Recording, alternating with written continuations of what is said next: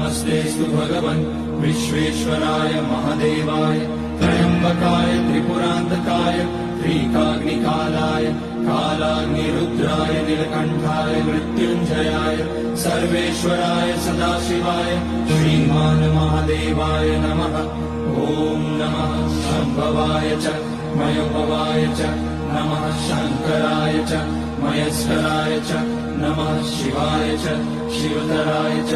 ॐ त्र्यम्बकं यजामहे सुगन्धिं पुष्टिवर्धनम् उर्वारुकमिव बन्धनान् मृत्योर्मुक्ष्यमामृतात्।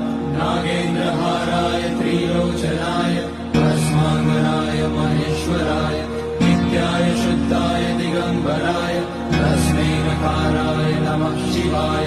मन्दाकिनी सलिलचन्दन चर्चिताय नन्दीश्वर प्रमथनाथ महेश्वराय